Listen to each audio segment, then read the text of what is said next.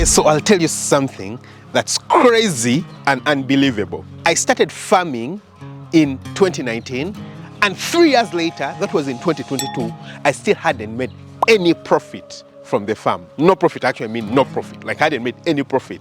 And 3 years later, that is from 2022 to now 2025, I've actually been able to increase or grow the farm by 15 times. That means I started with about 750 chickens, and right now I have 12,000 chickens. That's 15 times growth in 3 years.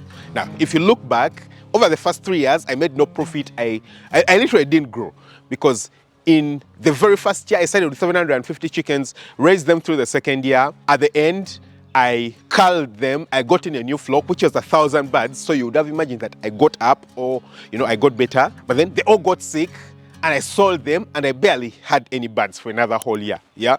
So I literally moved a step back in those 3 years. But then moving on from that time, from late 2022, I believe, when I got in a new flock, until now, 2025, in 3 years, I've been able to increase 15 times. So again, like I said, you could easily feel like I had 3 years of nothing and then 3 years of growth. I.e., if I skipped my first 3 years initially, I would be better off. Yeah. So it's a lot of times it's very easy for us to want to not go through the bad experiences. It's very, very easy for us because, like I said, I didn't make any money. All the money that I made, the very first project was actually a project that allowed me to break even. Yeah. So when I started with my 750 birds, that flock wasn't the best, so I didn't raise it as efficiently as I could have raised it, but I managed to get all the money back that I invested into the farm. So it cost me about $3,000 to build a chicken house, and then, money to buy the birds, and then feeding them. So by the time that I culled that flock, including the money that I used to sell the birds, I was able to get back all the money that I had invested into the farm. So it wasn't like a profit-making project, so I didn't really make any money out of it, but it wasn't a loss-making project. The second one, though, was really terrible, yeah? Like I already told you guys, and I lost everything. So I completely, got nothing out of it.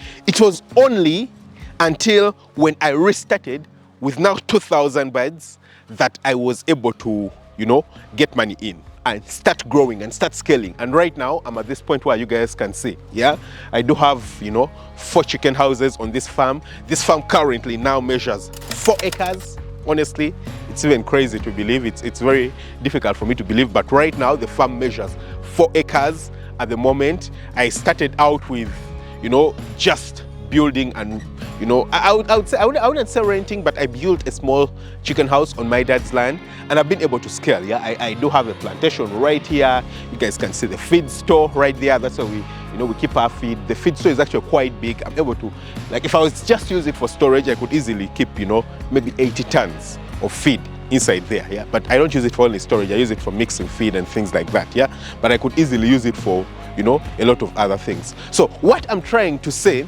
is that when you're starting out, it's going to feel difficult. Yeah, it's going to feel tough, like it felt for me. It's going to feel really, really tough. Meanwhile, guys, we do have a flock on the farm that we're going to be culling. Yeah, so this chicken house right here, the flock is about 96 weeks right now. It's actually in its 97th week. I was hoping I could keep it until 100 weeks, but right now it's stopping to make sense, especially considering the cost of feed is so high, but also the profit margin has reduced a bit. So I feel like it's a bit of a waste of time for me to keep it for 3 more weeks. I would still make money out of it, profit, but not enough profit for me to justify me keeping it here on the farm. So I would rather, get the birds out, clean out the farm, and, get ready for another flock to come in. Yeah, and in the meantime, I'm also going to be telling you guys a little bit more that we're going to be doing. Yeah, but initially, when you do start out, you're going to feel a lot of difficulty. You're going to feel a lot of stress. You're going to feel like you're going to have to do a lot of hard work. Yeah, at the beginning, there's a lot of pushing. That's what I also had to go through. I had to go through a lot of pushing, a lot of pushing. I made feeding mistakes in terms of the feeding ratios and things like that. So those were very difficult mistakes. Then after that, I made disease mistakes. Yeah, so I got diseases on the farm, the chickens died and things like that. I made staffing mistakes where people come and steal from the farm and you lose money and all that kind of hassle and stress. So you're going to make a lot of mistakes. And it's going to feel to you like why the hell am I making all these mistakes? And guys, you can see that this is the new farm that we do have. Right now it's ready. Yeah, you can see the gate. We had trucks pass here yesterday before the place dried properly. I hope it's not going to be a very big problem because I see down is already cracking. Yeah, but they poured concrete right there. But you can see a new gate that is now separating our old farm right here. You can see some sand that we've been utilizing to build. Yeah, so this is sand for the houses. You can see it. Yeah, and this is the new farm. So we'll slowly, get through our gate. And you guys can see it. So this is the alfalfa that I planted. I don't know, I've shared it with you guys before. You can see it. This is the alfalfa that I planted. So it's almost ready to be harvested, maybe a few more weeks. And it will be harvested for the, for the goats that I do have. So this place, the new land is just over an acre, maybe 1.2 of an acre. Initially, we had a house right there. The person who sold me the place had a house right there. We were able to, break it down. You can see the chain link fence moving all around the property. And guys, we are already planning on building a new chicken house. You can see the poles. So we've already started ferrying in some poles. This is 2 trips of, carrying poles that we've so far brought in. So before we had a lot of trees right here. We cut them down. And now we are getting ready to build a new chicken house. So we have the 4 chicken houses that you guys are seeing in the distance. And right here, we're going to put our 5th house. Yeah, we're getting ready to put our very next chicken house. So we are expanding. I mean, it's just a few years and we are expanding. But I can guarantee you that without those initial 3 years of no growth, I would never have been able to expand and get to this point. I can guarantee you that. Those initial 3 years of no growth were actually very, very important. They were very important. You see, it was during those initial 3 years that I was actually able to learn everything else that has enabled me to multiply and grow quickly. And I know a lot of you guys might think that, there's a bit of shadiness or it just doesn't seem clear because then it feels like, no, that's too quick. Because all along you've been telling us it's 6 years. Now you're saying it's 3 years. There's no way. Yeah, guys, that's crazy because it's crazy how much learning plays a huge role in growth. Yeah, it plays such a huge role. It's crazy and unbelievable. Yeah, you make a lot of mistakes when you're starting out. I made a lot of mistakes when I was starting out. And I'll guarantee you, if I hadn't made these mistakes, it would have been difficult for me to get to this point. Now, of course, it would have been easier for me if I had probably been mentored. It's very beautiful to be mentored, yeah? So if I had probably been mentored by someone who has gone through the same motions and they have been able to grow and replicate really quickly, that would have been better. Unfortunately though, most people that I do know when it does come to farming and poultry farming haven't grown really quickly. Yeah. Now I could easily have been mentored by someone else, but the problem is that you might be mentored by someone whose life you don't want to, be modeled after. Yeah. A lot of times there are people who we admire or, they have good things, but you don't want to, live the kind of life that they have lived. You might meet someone who has $1 million, but they have made the $1 million through a shady way. You don't want to be mentored by such a person. You might meet someone who has built a farm, but they have built their farm over 20 years. You're like, no, I don't want to build my farm over 20 years. I don't want to 5 times my capacity over 20 years. No, that's not good enough. So despite the fact that what you do have is good, I don't want to do it the way that you want to do it. Yeah. So those people did exist. And it's very possible that there are actually people who have grown their farms really fast, but I just didn't know them. So I didn't reach out to them or didn't try to reach out to them for them to mentor me. So that's very possible. But another thing that I have commonly seen is that a lot of the people who have big farms or who have grown big farms, it's because they had a lot of money available to them initially.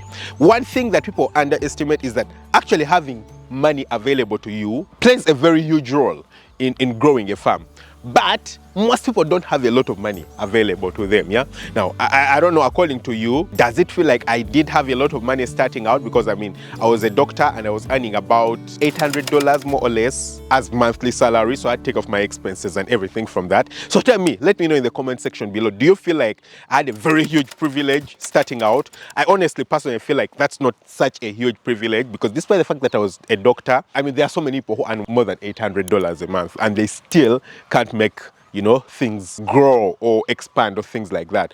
And of course, I did have some things in my favor, because first of all, I wasn't married, I didn't have children, I didn't have a huge family to look after. So I could just sleep in my, you know, my place where I was paying like $50 a month, and then I could keep my expenses really down for everything else, yeah? So of course, I did have that advantage that a lot of other people don't have, but still, I can say that I was privileged. I made a lot of sacrifices. So you want to be able to follow after someone who has lived life the way that you actually want to live, or someone who has, you know, gone through the motions or the development the way that, you know, you want to. So I personally, honestly, didn't have that person, and that would have been best. But since I didn't have that, the second best thing would have been for me to actually go through what I went through. Yeah, if I didn't go through it, I wouldn't have learned. Yeah. Now, along the way, after I started, you know, you learn to be creative. You learn to come up with great ideas. So after I started the farm and things like that, I actually came up with the idea of starting a YouTube channel, which has actually been so crucial to my growth. And a lot of times people will tell me that, hey, Dr. Daniel, you know, the farm is not what makes you money. The YouTube channel is what makes you money. If not for the YouTube channel,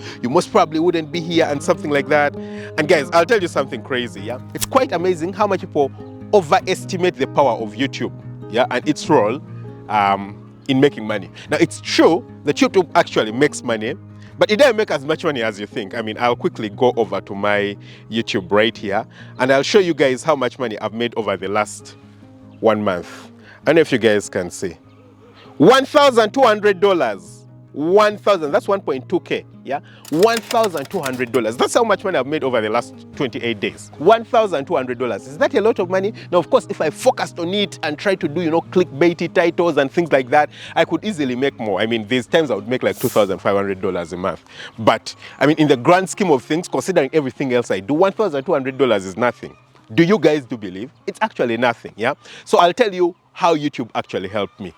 Two main ways that YouTube actually helped me. Number one, it ensured that I could concentrate on the growth of the farm. So what that means is that with this $1,200, I could cater for all my other expenses. Yeah, so when the channel started, I could cater for my living expenses, you know, my rent, everything else that I want to spend on. And honestly, my life isn't very lavish. Well, right now I get to spend a little bit more because I'm able to spend a bit more, but initially when I started out, I couldn't even spend anything, and $1,200 was too much for me to spend.